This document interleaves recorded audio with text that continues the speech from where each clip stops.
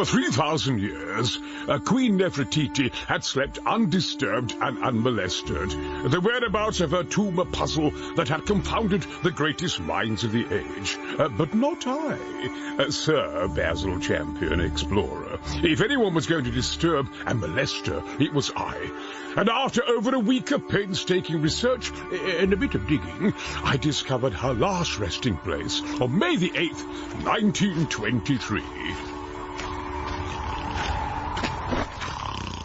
Mr. Basil! Mr. Basil! What is it, Anwar? It's Ahmed, sir. Yes, what about him? No, sir, my name is Ahmed. Hey, what's he talking about? Ahmed? Yes, sir? There you are. Now, where's Anwar? He was here a second ago. Mr. Basil, we have made a great discovery. I think we have found Nefertiti. What? Oh, good. Oh, good! As an expert, I should have proceeded with caution, but there was a strange urgency to reach the heart of the tomb. Gangway! Oh, dear. Wait for me! Come on, Basil, you lardy buffoon. Just a minute. Hello? Where are you? It's terribly dark down here. Through here. Careful though, Mr. Champion. It's rather a snug fit. Oh, nonsense. I've got through smaller gaps than this. There was that time the Nagaga tribe cast me into the pit of the... Pickering. Come on, he's stuck. Look at the fat man, Mr. Pickering. Oh, dear me.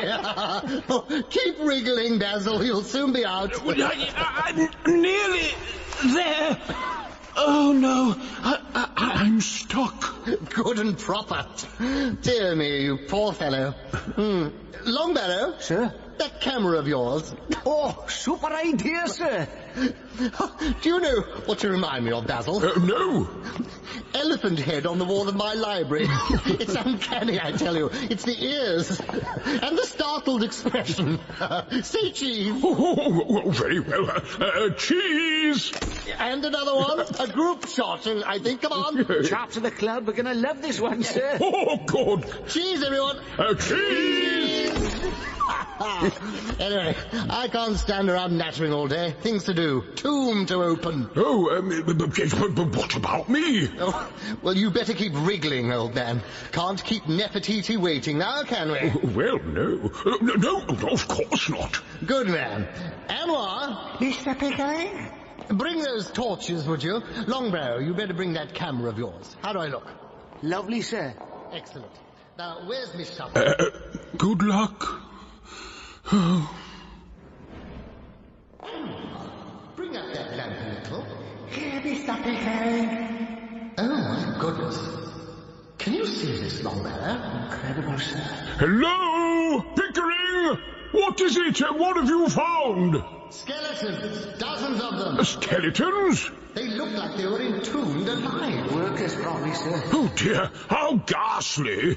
Longbarrow, your face. You're covered in boils. Boils, sir? Horrible, great big boils. You too, sir. What the devil's happening? Oh, I can't breathe, Sidney. Oh, dear, sir. Pickering! What are you doing down there? Percival? Hello? Longbarrow, is everybody quite all right? Anwar! Ahmed! Anyone? Oh, bugger, not again. If you'd all like to take a seat, thank you for coming on what must be a black day for all of you. It is. I'm missing the golf for this. Really, Ronald? I have before me the last will and testament of Sir Basil Champion, who, as we know, passed away in Benkuru on the 2nd of June, 1937. Passed away? I thought he was eaten by a rhino. Oh, my. Poppycock. Rhinos don't eat people. They don't have any front teeth. I saw one in the zoo that had front teeth. It smiled at me. A rhinoceros smiled at you. The Sumatran rhino eats people. They're man-eaters. Basil told me so. Basil was a pathological liar and a cretin to boot. Ronald! To the business at hand, then. It is with a heavy heart that I write this. For if you are listening to these words, then I, Sir Basil Champion, am no more. I, Sir Basil Champion, adventurer, archaeologist and scholar, am dead. But mourn not, my dear family, for I, Sir Basil... Maybe just skip to the last bit. Yes, to my brother Ronald, I leave the bounty from my doomed mission to the lost Inca city of Paititi, a precious statue of the goddess Zaramama. That is absolutely hideous. Oh, put it away, Ronald. It's grotesque. Yes, dear. Oh, its head's fallen off. Good riddance. What about me, Mr. Griffin? Do I get a mention? Let me see. Yes, here we are. For my dear sister Beryl, I bequeath a memento of my ill-fated expedition to the mysterious jungles of the Congo, the crown of King Yambuka of the Umbuti pygmy tribe. Is that it? It would appear so. It's not very big, is it? Wouldn't fit my dog. What's it made of? Twigs? What a swizzle. And lastly, my nephew Thomas, I bequeath to him the remainder of my estate. His estate? Crikey, that's more like it. Where is it then? Here, in this paper bag. The contents of which are one Polynesian nose flute and a number of saucy postcards. I see. Bad luck, old man. Well, what a load of tat. I never did like the man. Ladies, gentlemen, I believe that concludes our business today. Hang on a minute. What about that box? What box? That one there, covered in mysterious foreign writing. Hieroglyphics. Exactly, what's that? Ah, now this particular box was not mentioned in the wills, so passes directly to the executor of the estate, in this case, myself. Does it, my backside? We get a hideous statue, a wooden hat and some dirty photos, and you get a mysterious Egyptian box? You can whistle for it. What's in it anyway? I have no idea. Couldn't open the thing. Well, let's see, shall we? It's a puzzle box. Oh, how delicious. Give it to me, Ronald. I'm good at these. Ah, yes. If we press here and here, then... Hey, presto! That's horrible. My God, don't look, Beryl. Oh, dear me. Ronald, your face. What about it? You're breaking out in boils, old chap. So are you, Thomas. And you. And me. Oh, I don't feel very well. Nor me. Ronald! Ronald! Get up! Beryl. Ronald. Oh, bloody hell, he's done it again.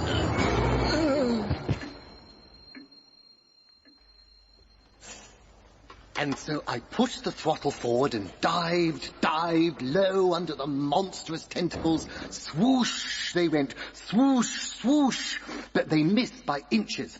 I was alive, but no closer to defeating the giant beast. What did you do, Mr. Colville Brown? Oh, call me Alex.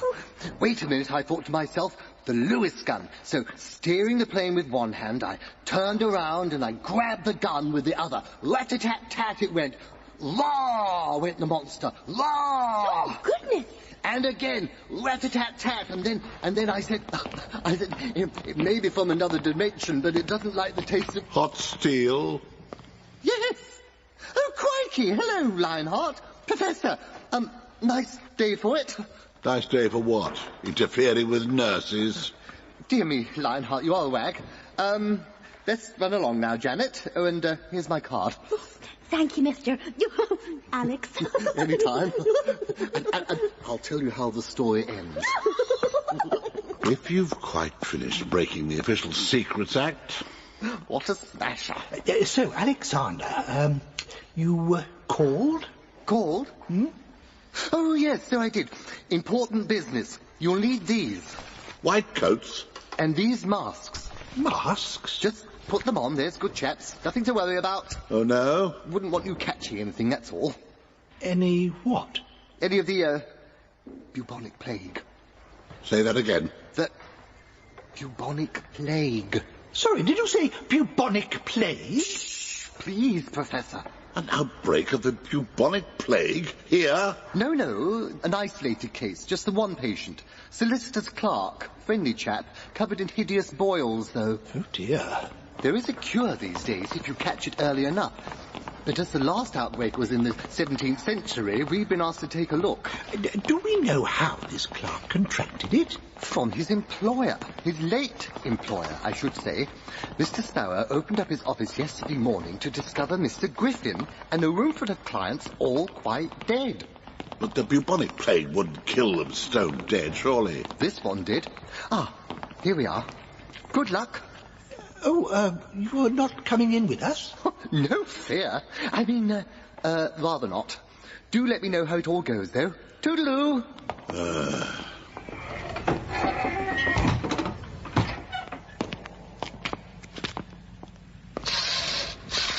Mr. Sparrow? Oh, you're the doctor. Oh, I'm not feeling very well, you know. I think I might be dying. Oh, dear. Look at my tongue. No, thank you, Mr. Sparrow. I believe you were the one who discovered your part in his clients. Yeah, that's right. Awful it was. Their faces. Oh, how they must have suffered. And covered with big black boils. Horrible. What were they doing? Nothing. They were dead. No, before they died. Oh, I see. Reading a will by the looks of it. Who were the others in the office? Oh, various relatives of Basil Champion. They were there for the reading of his will. Sir Basil Champion? The explorer? That's the fellow. Died a few weeks ago in Africa. Eaten by a rhinoceros, apparently. A rhinoceros? I don't remember hearing about that, and I think I would. Well, we were informed by his club, you see. No publicity. They were quite clear about it. Curious. Yes. An enigma, Lionheart. An enigma. Oh, no, I'm not having another one of those. What's the name of this club? The Foreign and Colonial Club. FAC, for short. I think we'll stick with Foreign and Colonial. Thank you, Mr. Sparrow. Oh, so, Doctor, will I live? What do you prescribe? Plenty of exercise, cold baths every morning, and a good dose of salts. Will that help? I doubt it. Come on, Dunning. Right up his back passage. Great Scott. Bam! Right up it was. Crafty beggars. These natives, they don't play fair. I hope he took a few of them with him. Oh, naturally. I say, who's this? Good afternoon. This is the Foreign and Colonial Club. Certainly is. Looking to join, are you? Oh, goodness me, no. We're not explorers. I'm a professor of... Yes, well, I can tell you're not. Oh. You look like you need a map and a compass to find the water closet. You look like you've seen a bit more of the world, though, eh? I've had my moments. I'll bet you have. Bombay, Bechuanaland, Basildon. That's the spirit. Pull up a chair, why don't you? Well, we're not here for pleasure, I'm afraid. Actually, I was hoping to speak to the secretary. Really? Well, if you're sure, I'll get him for you. Jeffers! Jeffers! Get over here, you whey-faced goon! Yes, thank you, Mr. Radford. And what can I do for you two gentlemen? We're investigating the death of Sir Basil Champion. I believe he was a member of yours. Ah, yes, poor Sir Basil. A sad end to a glorious career. Bloody silly way to go out, if you ask me. I gather that you were the first to hear of his death, Mr. Jeffers. First? No, I don't think so. But you did send a letter to Sir Basil's solicitor to tell him the news. No other way round. I heard it from them. No publicity, they said. Oh, how odd. They told us the opposite. Well, if you didn't send the letter, who did? Blowed if I know. Never mind that. Jeffers, what was all that guff you were telling me about Champion being in Africa when he croaked? Guff? Yes, guff. Tommy rot. Fiddle-faddle, you know. Oh, yes, Crap, if you will. Yes, I understand. What I mean is, why don't you believe he was in Africa? Eh? Because he hated the place. Said he'd sooner die than go back again. Why did he hate it so much? Poor fella never had much luck there. It's a dark continent, sir. but it has saved its deepest, darkest darkness for Sir Basil. First trip he was captured by pygmies and held captive for 2.5 years in a pit of rabid guinea fowl. Ah. Second trip his entire party had an attack of the squits and died. Oh. And on the third trip he got lost in the Kalahari and ended up eating his Batman. Oh, he ate him? Yes, I dare say that was his lowest point. Oh, well, yes, quite. Good Batman are hard to find, after all. Worse luck for the Batman, I'd have thought. Nonsense. Occupational hazard. So, Mr. Jeffers, when did you last see Sir Basil? Must be about a month ago. Is that right, Radford? Month or 4 weeks, roundabout. It's been dashed quiet without him. All the better for it. Very noisy man. True. Last time he was in, he kept shouting about his memoirs. Oh, really? He was writing them? No, he'd finished writing them years ago. But it took him that long to find a publisher. Too gruesome, you see. Read more like a cookbook. Yes. Do you know the name of this publisher? Something peculiar. Daddy something, Daddy... Longlegs? No, Daddy... Daedalus. Bingo. That's it. Daedalus Books. Any fool could do what I'm doing. Yes, Sarge. And I mean any fool. Here's me with an IQ of 162. They've got me guarding a bleeding hospital. 162, you know. I've been tested. Yes, Sarge. 162. In case you didn't know it, that's genius level. Cool. I mean, a 60 could stand here all night. That leaves me with 103 extra points sitting around in my head doing nothing. I must be bored. Damn right they are, Neville. People like me need to be challenged. Yes, Sarge. I mean, it's all right for you. What do you mean? I might be a 300 or something. 300. There's no such thing as a 300. I'd put you at around 55. Sarge? What is it, Neville? Footsteps, Sarge. Hello? Who goes there? Oh, my God. It's a giant, Sarge. Oh, my sainted aunt. You handle this, Constable. Sarge? Sorry, sir. This ward is closed. No visitors. Sir? I'm warning you. Take one step further and I'll... Oh. On the other end, be my guest.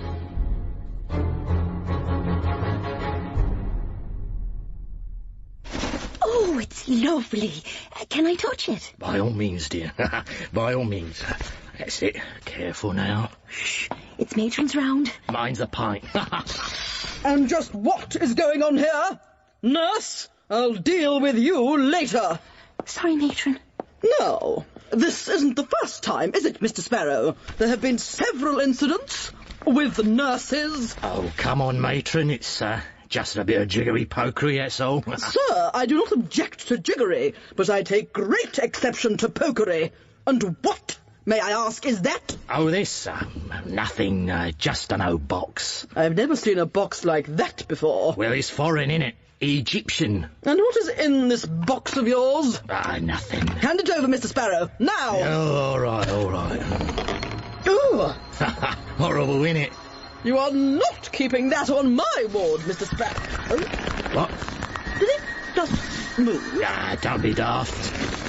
Oh, it did it again. Let me see, I don't...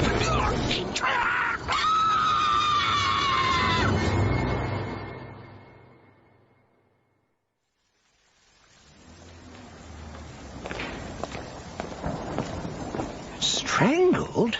Both of them. By a giant? So say the officers on duty. Never heard such rot. But why? Drunk, probably. They're all on the sauce down in Marylebone. I mean, why strangle them? Well, the giant was spotted leaving the hospital with a mysterious box under his arm. Box? Yes. Seems Mr. Sparrow may not have been entirely honest with us. Oh, my goodness. Oh, but Lionheart, whatever is in that box could be whatever killed those 4 people. They could. Then we need to find it. We do. But first things first, Professor.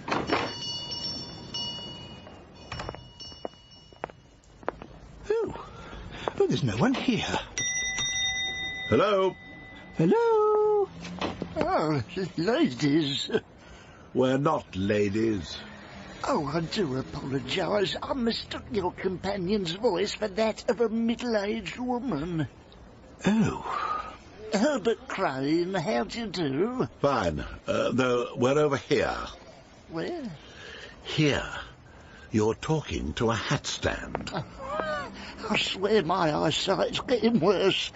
How may I help, gentlemen? This is Daedalus Books, yes? That's me. Egyptology is our business. If you've written any tomes on Egypt, you gentlemen have come to the right place. We haven't. We're on government business. Here. What does it say? I'm afraid I'm a little short-sighted. MI-13, military intelligence. Oh, how nice. If your eyesight is so bad, how do you read the books you're sent? I don't. Truth be told, I'm as blind as the proverbial bat. Oh, then how do you decide what to publish? Oh, I don't publish anything. Dear me, no. But we understood you were going to publish the memoirs of Sir Basil Champion. I believe we were intending to not publish his memoirs, yes. And do you not publish many authors? We don't publish quite a few, yes. Not for want of trying, you understand. I'll send them all over to Mr. Ravenscroft, but he's never read anything he wanted to publish. Not in 12 years. Mr. Ravenscroft? My employer, the owner of Daedalus Books. He's very generous, mind you. If he likes a particular book, the author is rewarded handsomely. But never actually published? Not to date, no. I see. And how might we talk to this Ravenscroft? Talk to Mr. Ravenscroft? Oh, what a thought. I've never met him in all the years I've been in his employ. He's a very private man. Private or no, if he has Basil Champion's memoirs, then we need to talk to him. Well, let me see. Military intelligence, you say? All I have is this address in Scotland where I send the manuscripts. Glendoon Castle.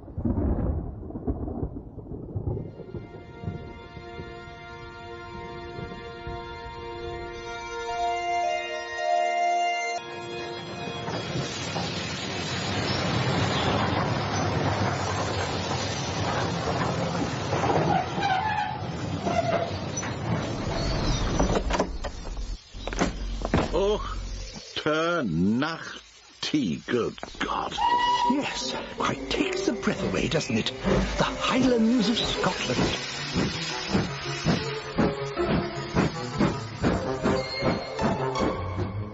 The Scarifyers, The Curse of the Black Comet, was written by Simon Barnard and Paul Morris. It starred Nicholas Courtney as Lionheart and Terry Malloy as Dunning, with Brian Blessed as Sir Basil Champion, David Benson as Caulfield Brown and Percival Pickering, Lizzie Roper as Beryl Champion and Matron, Alex Lowe as Herbert Crane, and David Bickerstaff as Mr. Sparrow. Next week, episode 2 of this 4-part adventure,